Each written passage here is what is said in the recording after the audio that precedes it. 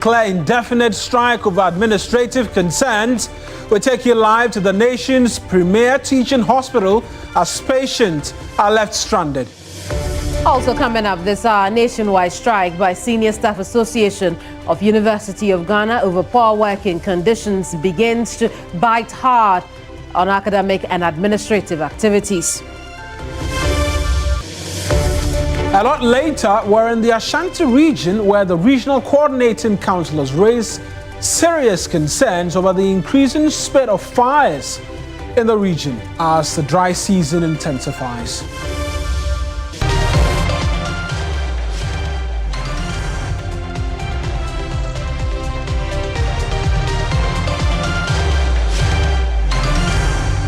It's News Central here on TV3. I'm Kamini Amano. And I am Mawina Egbeta. The bulletin starts right now.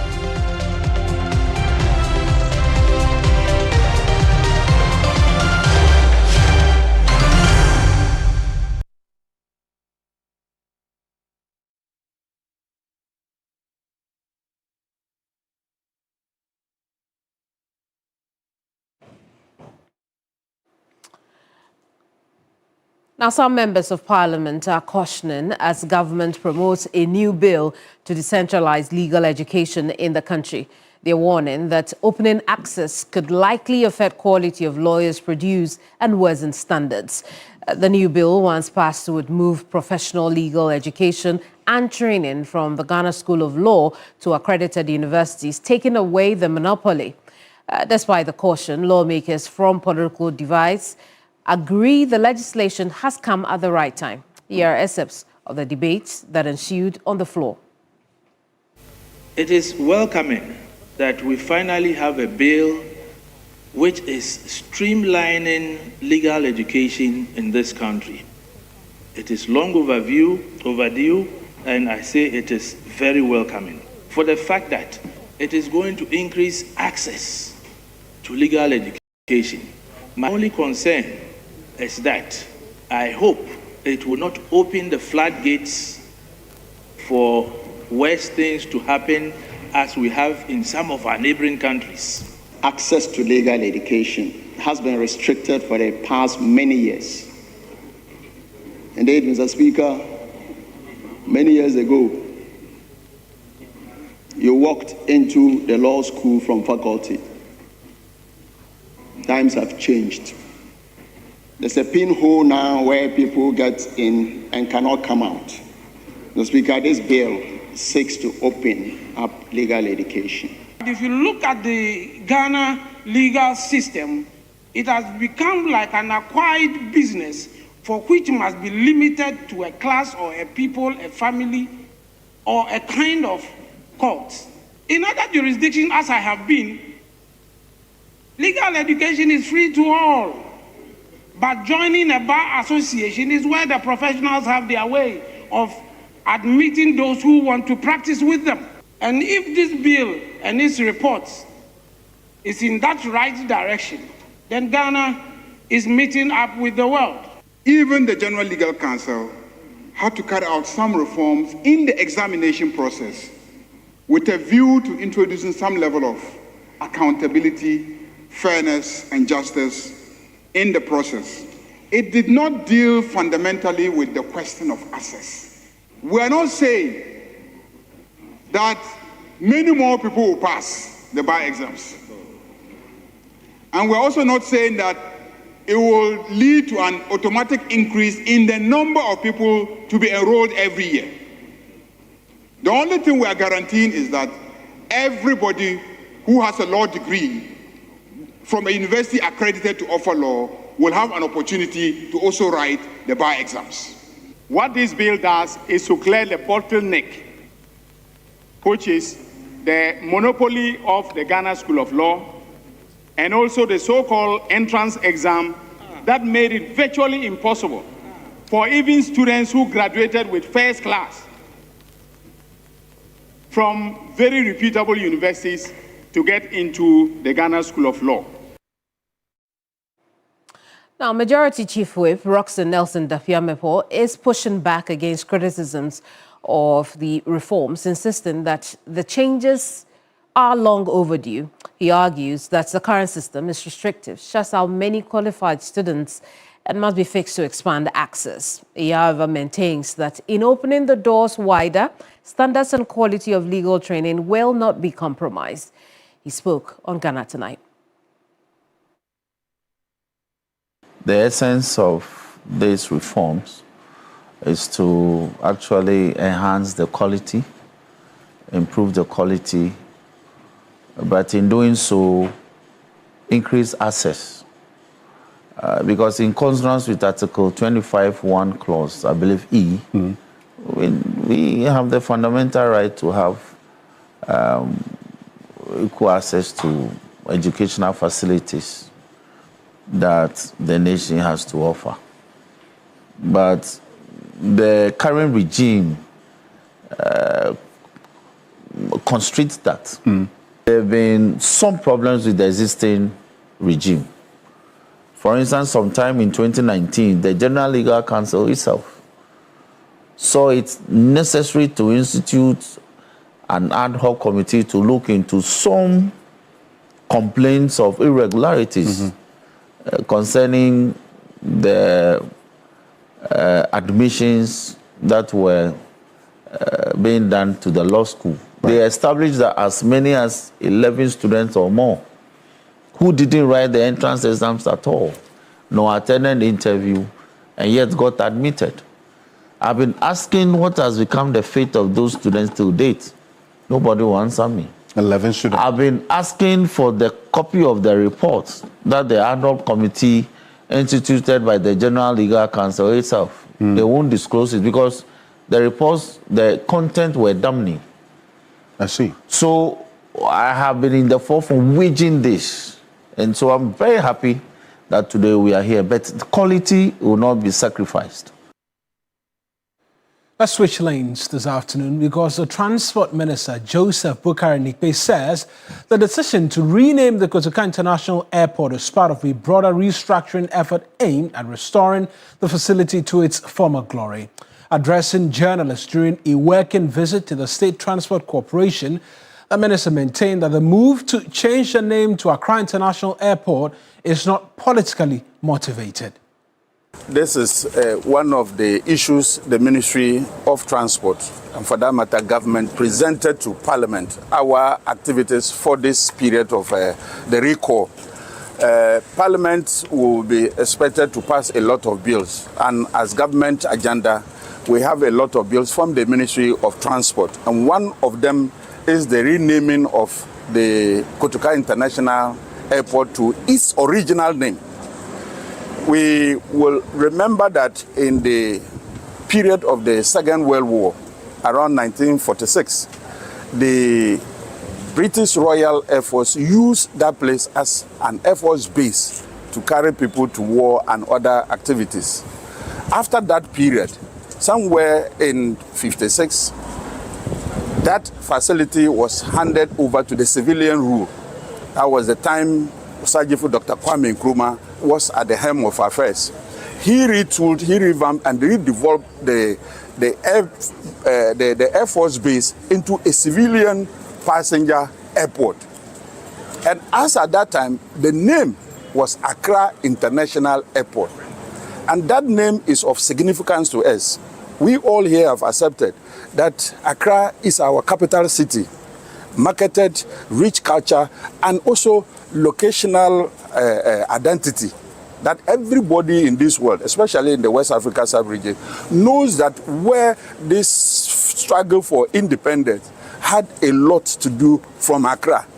And so renaming the airport to Accra International Airport is of significant importance to the Ghanaian people and, for that matter, the African personality. Now, the situation is like that we are not doing this with any political thinking. We are doing this to come from a very neutral point of view that Accra is our capital city. It is not anybody's name. If we want to name other monuments or any other national facilities to people, this is the time that we are looking at restructuring them. For the fact that we had a name and it was changed to honor somebody in his role in the 1966 coup. We feel that that history is not what the Ghanaian will want to hear. The fact that it had an original name, and that name was when the first president gave that name to the airport, we should do that, and Kwame Nkrumah himself in his grave will remember, even if the spirit is anywhere and it is coming home, it will get to his original Accra International Airport, no any other name. And so we are not doing this to cause any pain or any harm to anybody. We want to look at the geographical importance, and we want to look at other practices in the world. For instance, we have the Nairobi International Airport. We have the Addis Ababa International Airport. So renaming Accra International Airport is one of the glories we think that we will be doing to our forefathers who fought for independence for us and gave us these rich and respected names. Away from that, the Medical Laboratory Professional Workers Union at the Kolebu Teaching Hospital have commenced an industrial action today following what they describe as management's failure to address concerns over the administration of the hospital's central laboratory. The strike is already disrupting healthcare delivery with general laboratory services close to the public. Before an order was issued directing staff not to engage the media, a patient who spoke to us expressed frustration over delays and uncertainty in accessing essential tests. The union says the action stems from unresolved leadership and operational challenges within the laboratory system, warning that phase 2 of the strike, which is set to begin Monday, February 9, will result in a complete withdrawal of all medical laboratory services, including those at the Blood Bank and Cardiothoracic Center.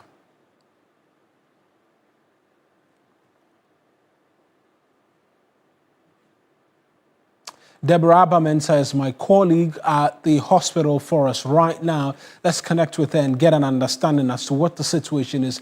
Deborah, thank you very much for joining us. What can you report in terms of the situation? Are patients lining up for laboratory services? What are they being told? Okay, Marina, so we assessed the situation. We went round to the unit to see how it's affecting the patients. And yes, some of them turned out their frustration of coming there very early in the morning, but not being attended to. Some also coming from very far distance, such as Ashaiman and its environs, some even from other regions. But a quick update now, following the engagement of the union chairman or the union executives with the board chairman and also the CEO of Kolebu, there's been an update, and all of their issues they are saying has been resolved, so they are calling off the strike immediately. And do we know what resolved means in terms of the concerns they had raised initially and what they are telling you now? Okay, Mona, so what they were demanding was the immediate issuance of a letter appointing a substantive head of laboratory services by Wednesday, which is today, 4th February 2026. They were also demanding appointment of acting laboratory manager to the Kolebu Teaching Hospital Central Laboratory within 1 week of the HOD's appointment. They were also demanding advertisement and appointment of a substantive laboratory manager within 1 month of the head of department appointment. Also, designation of the director in charge of general services to coordinate and fast-track PSC approval for the appointment of a director of allied health services, and also release of organogram, scheme of service, and job description for the proposed directorate of allied health services for the union input. And all these, they are saying that after an indoor engagement with the stakeholders, all of them has been resolved, so they have called off the strike. Right then, Deborah, hopefully they have returned to taking care of patients who are lined up. Has service delivery also resumed? Yes, they said immediately all services are supposed to resume. So we will do a quick check again. We just finished interviewing the chairman. So right after that, we will be going back to the units to assess the situation currently. Right. Right then, Deborah, thank you very much. That's my colleague, Deborah Abba-Mensah from the Kolebu Teaching Hospital for us. So there's been a quick turnaround. They say their issues have been resolved, and so they have returned to work. Let's bring you a bit more on industrial action.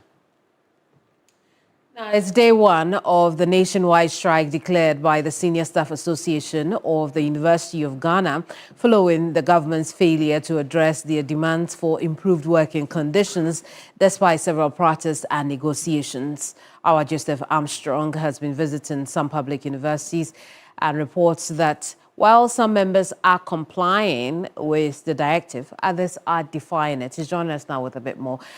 Tell us where you are now and what's happening there. You'd have to unmute yourself, Armstrong.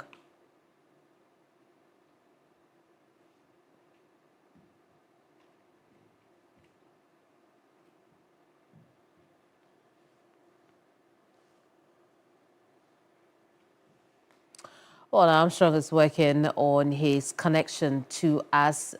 When we do hear him, we will bring you back that conversation. But what is clear is that the strike by Senior Staff Association of Universities in this country following the government's failure to address their demands for improved working conditions is starting to bite hard on academic and administrative activities. Remember, this began from the University of Ghana. Joseph Armstrong has been visiting some universities in the capital city to check how things are playing out among students and non-striking staff. In the meantime, we'll head for the Kwame Nkrumah University of Science and Technology. Daryl is there for us. Daryl, what can you report? Okay, Kennedy, thank you very much. The strike on KNUST campus currently, the impact seems to be less. Well, according to the president of SSA, yesterday said the strike was supposed to affect critical services across the university, which included the cleaning, office administration, the accounts, basic school operations, security libraries, and laboratories across the university, and also the university hospital. But however, observations on the KNUST campus today seems that the impact is limited. Security personnel are, however, seen actively working at the post, ensuring safety across the university. And some libraries also remain closed, while others are actually operating, even though they have reduced operating hours. Teaching and learning activities are also going on actively at the KNUST Basic School, with pupils and staff present and lessons going on. Also visiting the university hospitals, operations remain normal as patients were observed moving in and out of the hospital facility. So for now, despite the declaration of the indefinite strike, the overall impact on the activities of the university appears to be minimal. Daryl, have we had word from the university management? How are students responding to this? So the university management haven't spoken to the media as at now. However, they have stated that in due time, that is around later of the day, they will speak to the media and address why the situation is so now. I see. We'll leave it here. Thank you so much for talking to us. Daniel, Daryl Agbojo joined us from the Kwame Nkrumah University of Science and Technology in the Ashanti region. We'll try here in the capital city now. Joseph Armstrong has been monitoring events in some public universities here, particularly the University of Ghana. Armstrong, hopefully we can hear you this time. Tell us exactly where you are and what's going on there. The student account office here at the University of Ghana, where you see that over here, the senior staff members are fully engaged in their daily activities. They are attending to the students. Yesterday, when we got here, we saw a part number of students gathered here, but today, the situation is not the same. We've seen they've attended to the students, and then it's like they are not complying with the strike that has been declared by their both national and local executives. We moved from here, we went to the cash office around the registry area, where over there you see a description which suggests that the members there are fully compliant with the directive they've written boldly in front of their entrance that we are on indefinite strike, hence we cannot attend to you. Over there, went to other offices, you see the places are empty with no members working. Other places they are working. I went to Unimark as well, where I saw while some senior staff members are complying with the directives, many others are not complying. I spoke with the leadership of the local. Very well, Armstrong. We'll end it here for now. Thank you so much for talking to us, Joseph Armstrong there. We're taking you to the Accra International Conference Center right now, where the 2026 Africa Prosperity Dialogue is happening right now. The entirety of the continent is coming together to talk solutions, amongst many other things, opportunities. A host of dignitaries, the vice president expected to be there, the president or the executive director of the Africa Free Trade Area Agreement as well, Wamkele Mene, all expected to be there, as well as other dignitaries. The lead for the Africa Prosperity Network, Gabi Asari Daku, is currently speaking to my colleague Noble Crosbyana. Let's take you there right now for a quick listening. The key thing is to because we are in a competition with 54 other economies on the continent, and for this single market, within the single market. So wherever, if you have the right incentives in your country, then the companies will come and set up, hoping that they will then access a market bigger than yours. So the competition is about who can then bring in the right policies, the right incentives, the right tax incentives, the right regulation. There's also the concern that while we do everything we can to invite these multinational companies into our part of the world, then we begin to soften our stance for them, that they sometimes take advantage of us. Well, businesses are there to take advantage. Just bear that in mind. Right. And the thing is that the incentive is not just for foreign entities. It can be for Ghanaian entities as well, because we want to see Ghanaian companies also scaling up. And really, if you look at this conference, yes, it's a Pan-African conference, but I just came out of the SME financing talk. A lot of people there, all the companies there are Ghanaian companies. They want to scale up as well.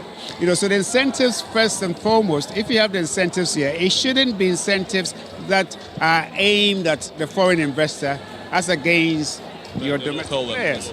And if the incentives are there, the first takers will be your local companies. So we are not saying that it should be for foreigners. It should be for business.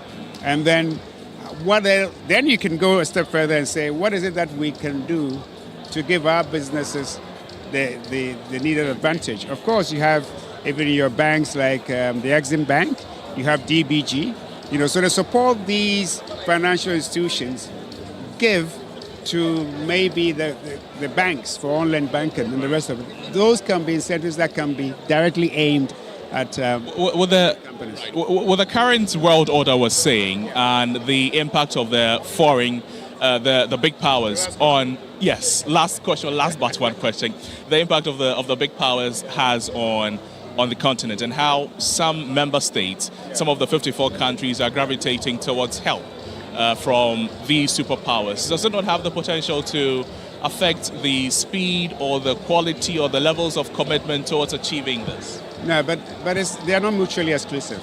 Right. Okay, if US want to help you, Russia, China, India, if any country wants to do business with you, it's fine. What it is that let's build our businesses locally. Let's bring the incentives, okay, the policies, the initiatives that will help our local businesses, whichever member state it is. And once you do that, if you all do that, then we can build a greater economy. Then we help our businesses to scale cross-border trading and the rest of it. So essentially, I welcome wherever the support is coming from. And it's important that we build that single market, and that we have a single voice when we are negotiating with the outside world. And this is my last question to you. Africa Prosperity Dialogue. Let's talk about Ghanaian prosperity. Are we seeing prosperity so far? I think that the prosperity, some may be seeing it, you may not be seeing it. So what do you think? The thing is, we have an economy that we need to grow. And once we grow it, there will be prosperity. So far, are we growing it well? All right, thank you. Right, that's the Vice Chairman of the Africa Prosperity Dialogues, Gabi Asarochidako, speaking with us essentially about what Africa needs to do so that Africa can be a global superpower, talking about the population we have on the continent and the help that we need, plus the resources that we have available to all of us so that we can develop. Back to you in the studios, Eric. Right then, Crosby, thank you very much. That's my colleague Noble Crosby Annan. Let's move on to the talk about Galamsey, because the National Anti-Illegal Mining Operations Secretariat, NIMOS, they've clamped down on illegal mining activities on the Pra River. The intelligence-led operation carried through in a joint collaborative effort with the Blue Water Guard saw officials raid Galamseyers at Ofuasi, Awona, and Sisse villages in the eastern regions. Upon arrival at a river, or that river, the team encountered approximately some 50 illegal miners who were actively engaged in mining on the Pra River. On citing the NIMOS officials, they abandoned the operations and swam across the river to the far bank near the Insese village. But subsequently, the Joint Task Force proceeded to dismantle and destroy all equipment found at the site. In total, 75 dredging Shangfan platforms and 50 gold washing platforms were destroyed. In addition, 150 Shangfan machines on the riverbed were burned as well. Let's connect with Pakwesi Shandoff, who speaks for the Lands and Natural Resources Ministry as well as the NIMOS operation team. Pakwesi, bring us up to speed on this operation and its success, because if there's anything, we're seeing that, yes, the equipment were destroyed, but no arrests were made. Is that the case, or there were arrests made, but we've missed that? So, like you rightly outlined, the operation reflected and covered the outcome that has been reported. But perhaps the only gap that we equally concede is the fact that we were not able, under the circumstances, to grab the illegal miners in question. Now, that is a consequence of two factors, which, of course, the team is dealing with. First is the issue of communal complicity, where sometimes, even before the task force would arise, folks in the respective communities already alert them, and that is how come they are able to take to their heels. The other issue which, upon intelligence, we have detected is that sometimes when the illegal miners are running, actually it's an invitation into a death trap, because at some of the locations they have dark holes, and so if you attempt to chase them, it's only an open invitation to death. And so we are careful how the pursuits are done. Nonetheless, for all of these operations that we've been carrying out over the period, the police is working closely with them to grab the persons involved. And so momentarily they may have been off the hook, but we still have our radar absolutely on them. And just quickly on the fight against illegal mining, what is a progress report you can give Ghanaians? Because it's come up on the front burner again. The hashtags are trending on social media and other places. Well, the assurance we can communicate to all Ghanaians as of now is that NIMOS is still devoting its commitment to help address the issue. The Sector Minister also has the commitment to deal with the mess. In fact, as I speak to you now, the Sector Minister, as we speak, just moments ago, finished an inspection of the site. Previously, it was in a very messy situation. As we speak, it has been reclaimed. At Mansa, Ethiopia. Indeed, it was NIMOS that even instrumented the entire reclamation. So, yes, we agree that there are challenges, there are obstacles, but the government, together with NIMOS and the ministry, is doing its best. And so, like we've it's only a matter of time. Illegal mining will be a thing of the past. Right then, we'll leave it here. That's Pakwesi Shandoff. He speaks for the Lands and Natural Resources Ministry as well as NIMOS, and providing updates for us. We know that they continue in the operations and will continue to keep tabs on that. But just quickly, independent candidate for the Ayawasu East by-election, Alhaji David Kano, says he will eliminate the poverty levels of constituents, particularly those in Nima, and given the nod. The engineer revealed how the presence of some embassies, including the Czech Republic, can help in human capacity development just by positioning oneself well as a lawmaker. He expects electorates to vote overwhelmingly for him in a bid to redirect, refocus, and rebrand the constituency.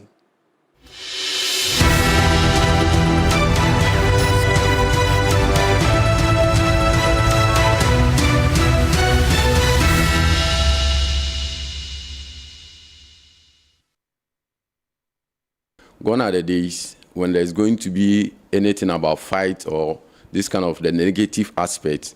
The youth are able to come out and fight that or get themselves involved with knife and gun. Even the recent election that occurred, I think in 2024, you heard this news about Mamobi youth were shooting each other, and even you can even see it's like a movie.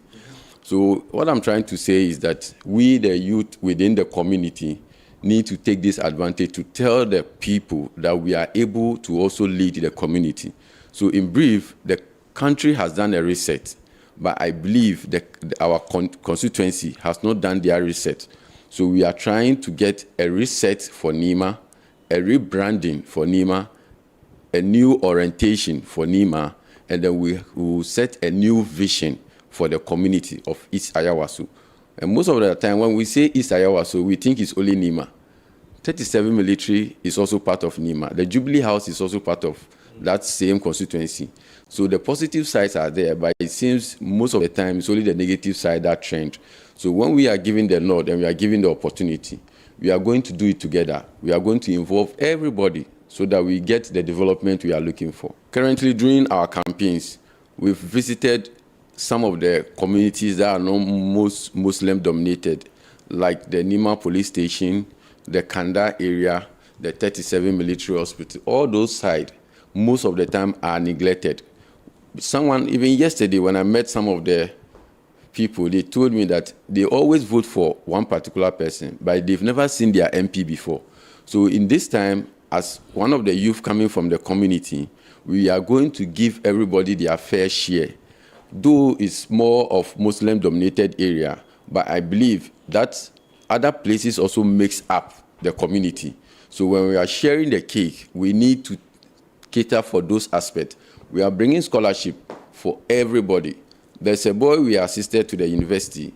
He's a Christian, but we boldly assisted him. So far as he has an admission to go to the university, we don't have to use religious activities to sideline other people. So,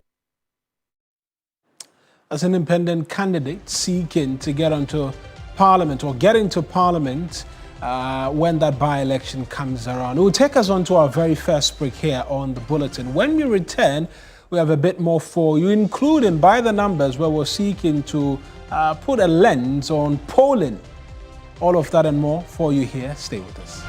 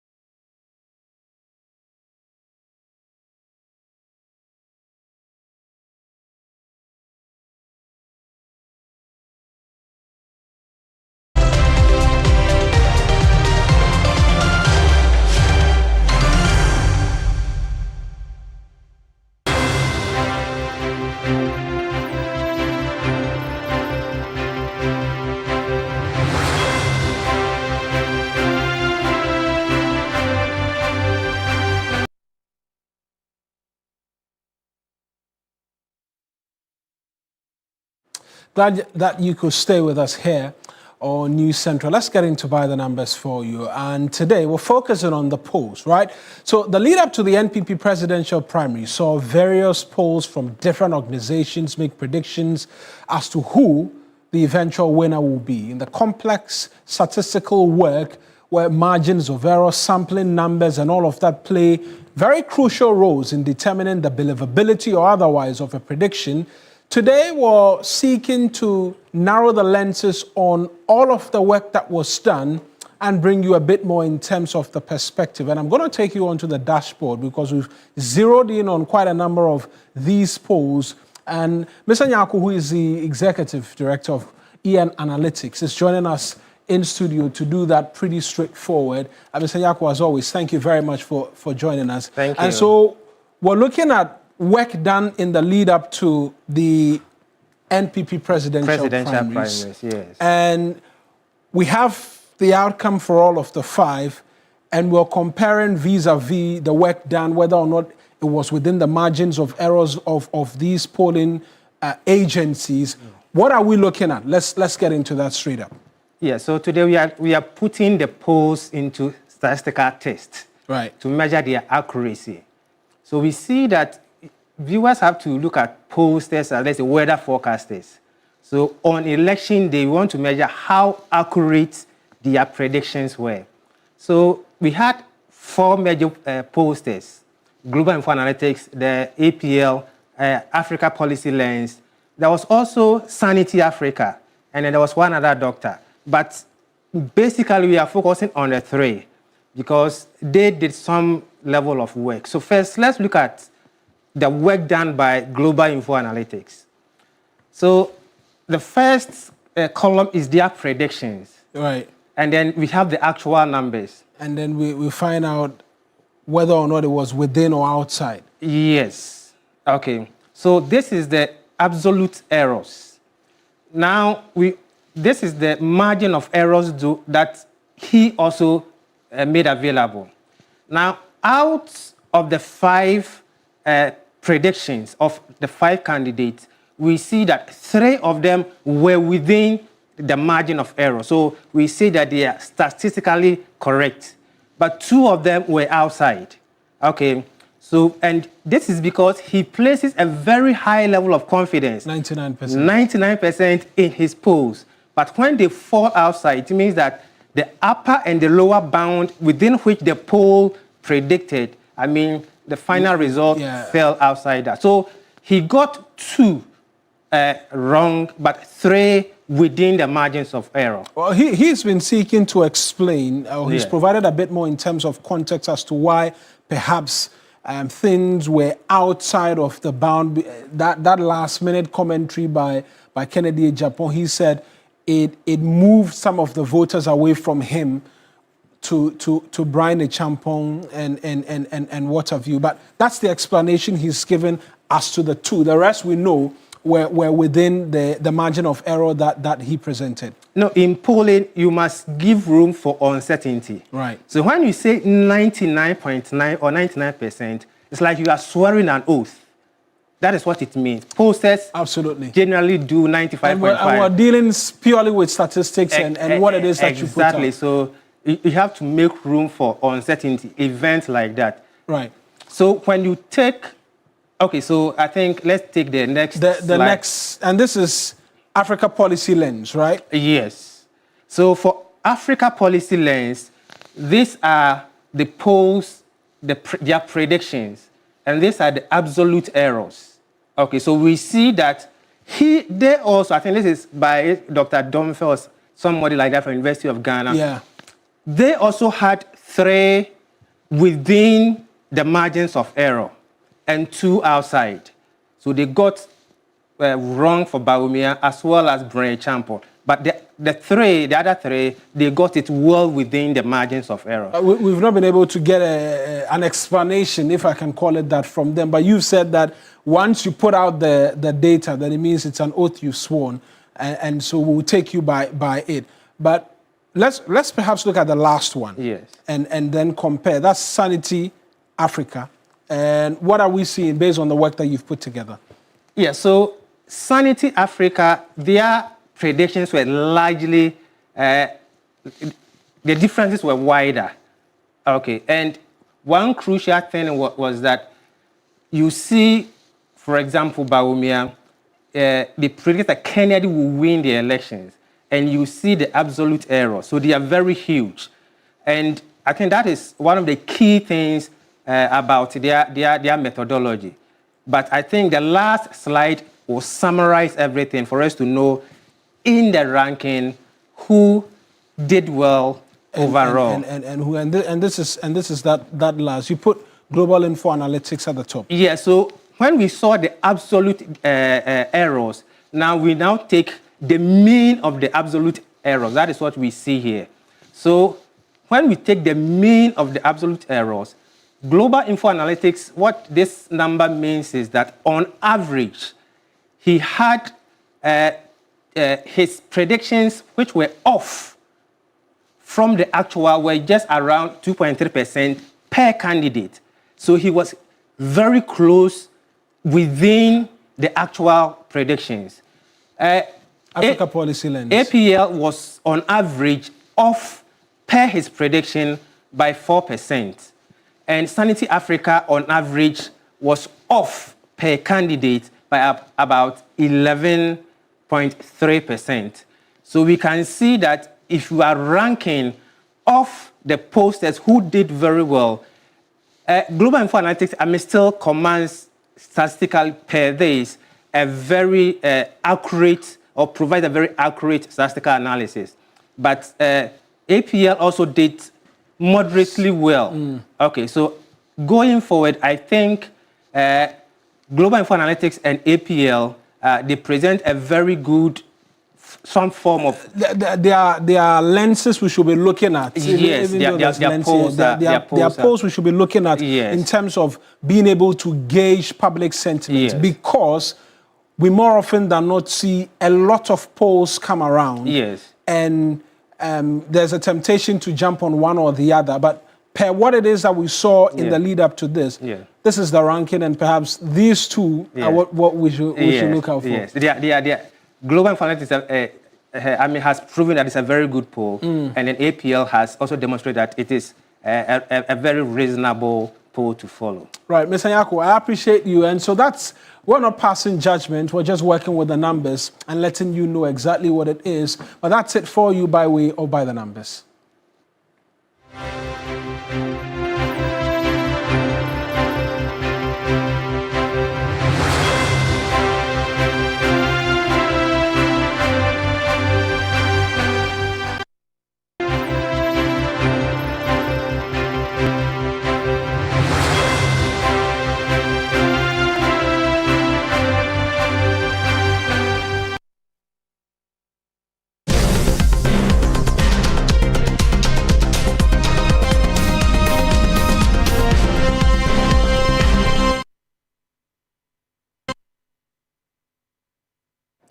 Now, Member of Parliament for Ketu North, Eric Edem Agbana, has reaffirmed the government's commitment to compensate property owners whose properties are marked for demolition to pave way for construction of the Ho Toko Road. This follows agitations from several affected individuals in Georgia and other parts of the municipality who have raised concerns over lack of compensation and resettlement plans. Speaking to the media during a tour by the Volta and Peace Caucus, the Ketu North MP said plans are underway to fully compensate the affected people. Had a town hall meeting with all the property owners, and there is an understanding that compensation will be paid before the demolition takes place, and all the property owners are waiting patiently, and so we are not worried any longer, because the assurance from the government is that compensation will be paid. We've also formed an interim management committee of a sort involving the property owners and other stakeholders, and there is clear communication on the way forward regarding the issues of compensation. So I must say those concerns were raised in the past, but currently everyone is relying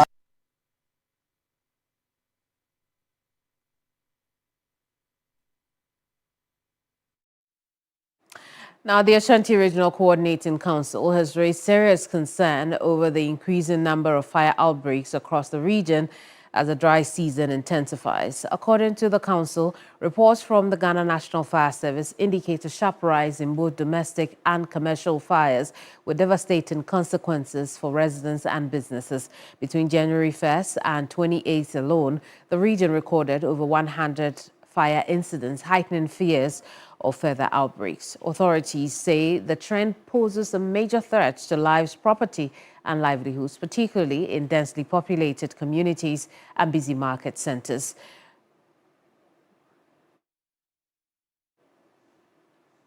Well, let's connect now with Ibrahim Abubakar, our correspondent in the Ashanti region. Ibrahim, what else can you tell us about the situation around fire there?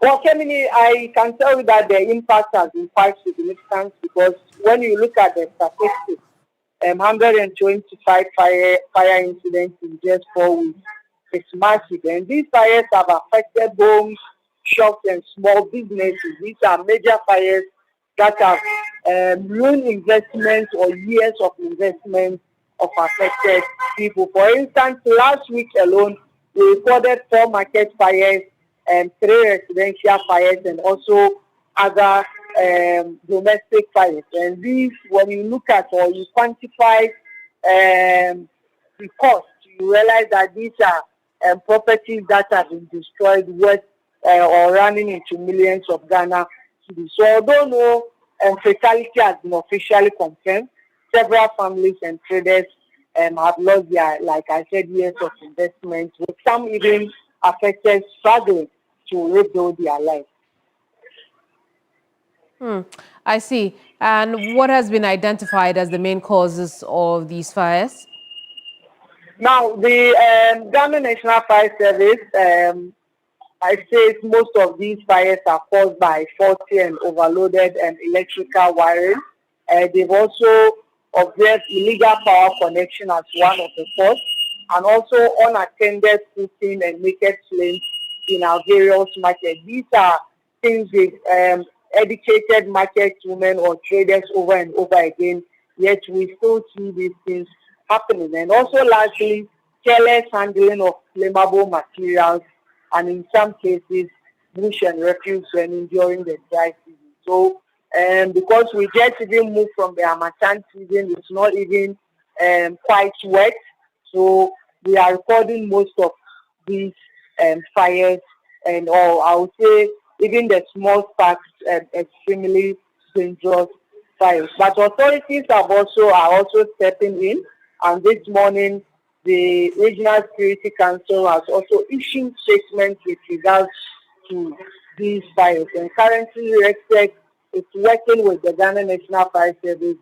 to intensify public education campaigns across communities and markets. They are trying to ensure that fire safety inspection will be done in shops, in homes, and also commercial facilities. So they are also concerned, but the key one that RESTEC even raised has to do with obstruction of access routes meant for emergency services. What they have realized is that anytime there are these incidents, you realize that places have been blocked and firefighters will have difficulty in accessing these places. So now they have issued strong warning that blocking access route for emergency service will no longer be tolerated, and whoever does that will be arrested and prosecuted.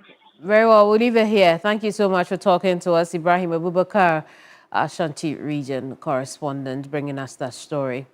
Now, President John Mahama is expected to arrive in Zambia shortly for a 3-day state visit at the invitation of President Hakainde Hichilema.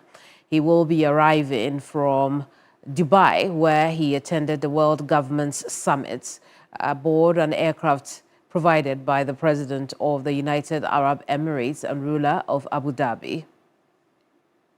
A ceremonial welcome will be held at the Kenneth Kaunda International Airport, bringing together the Zambian president, members of the diplomatic corps, senior government officials from Ghana and Zambia, cultural performers, among others. A major highlight of the visit will be President Mahamad's address to the National Assembly of Zambia, where he is anticipated to outline Ghana's vision for a more integrated and prosperous Africa. Ahead of the visit, Ghana's High Commissioner to Zambia, Elizabeth Nyantesi, said the engagement will strengthen bilateral relations between the two countries.